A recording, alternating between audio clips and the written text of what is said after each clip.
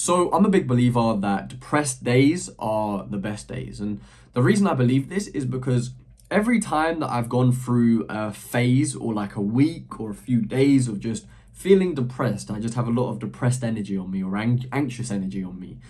Those days are where I reflect the most and I strategize the most for my next move. It's where I think about, okay, what's going wrong in my life? What am I doing wrong? Maybe the past week I was smoking weed and that's probably why I feel depressed. Or maybe a business deal didn't go as planned and that's why I'm feeling anxious. Maybe I didn't get paid as much as I thought I was going to get paid. That's made me feel anxious. And a lot of the times, if you really watch your thoughts and you watch these anxious thoughts, you realize that they don't stay at that surface level. Oh my God, I didn't get paid. Like, I'm a little bit anxious. No, it goes further. Like, it goes into when you're 40, 50, 60 years old and you're thinking, what if I never have it sorted then? What if I can't provide for my family? What if one day money doesn't come through and then my wife breaks up and he takes the kids and I'm broke and I have nothing? Well, I'm going to go kill myself. Like, I used to have these thoughts. These were things I genuinely used to think.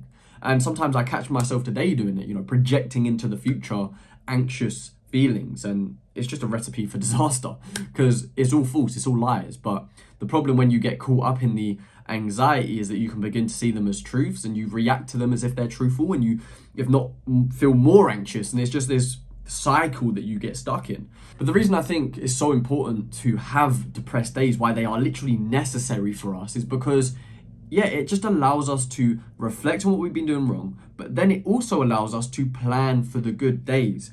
Most of my best progress has come from depressed days because I sit there, whether it takes me a week to finally get the journal out and start journaling, or whether I do it in the first day, I'm able to reflect and think, okay, what are the limiting beliefs that I'm having right now that are causing anxiety? Where is this anxiety coming from?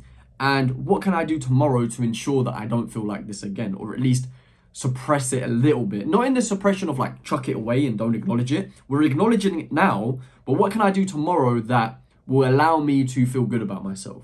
And most of the time it's as simple as, okay, I'm going to wake up early, I'm going to go gym straight away. That is my goal. And don't set some crazy goal for yourself, like I'm going to wake up at 8 o'clock and I'm going to do the work and then I'm going to do 3-hour deep work and then blah, blah, blah, blah.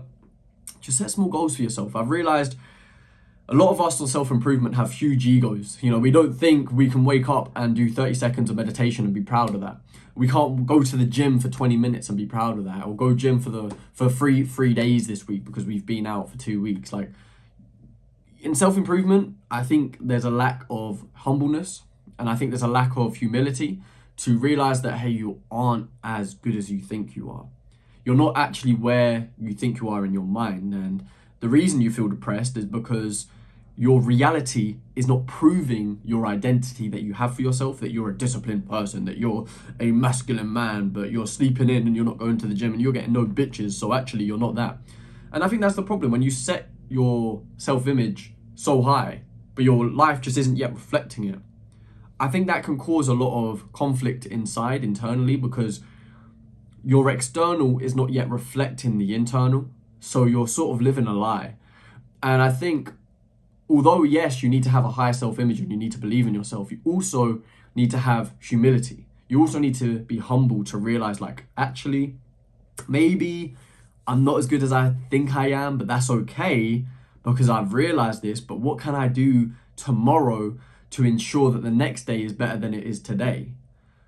And that's where humility comes in. It's recognizing your faults, it's recognizing your flaws, and realizing that, I'm not that great. I'm going to put a verse on the screen. I can't remember it exactly, but it's essentially saying, we boast in our weakness because the Lord makes us strong.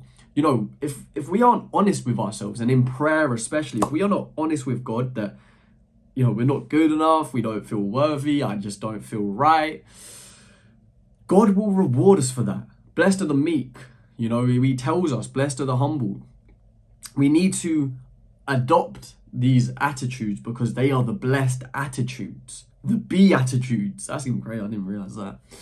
But, humility is not weakness. Humbleness is not weakness. Being honest with yourself is not weakness.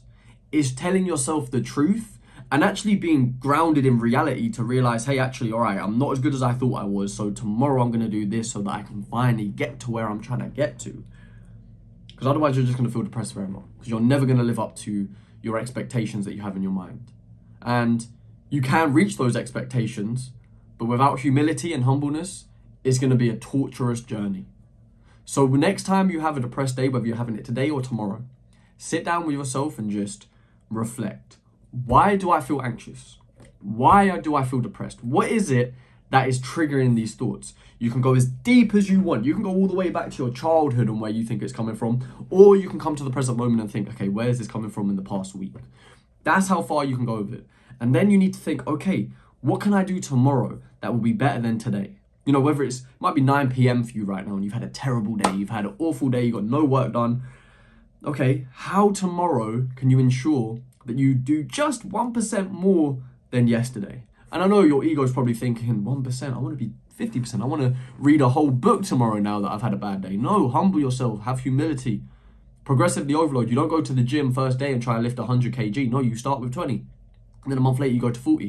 And then you go to 60. And then you go to 70. It's the same way with self-improvement and improving yourself on a daily basis, that if you're not where you were a month ago, humble yourself, go back to basics and build your way back up. Because otherwise it's just going to be a torturous loop. You're going to set high expectation, you don't reach it, then you're back at normal. You feel depressed because you didn't reach it. It's just this horrible cycle, and I've been in it before, so I pray you don't get into it. Just humble yourself, have humility, and realize you're not that good, bro. But that's okay, because tomorrow you can make yourself better. God bless.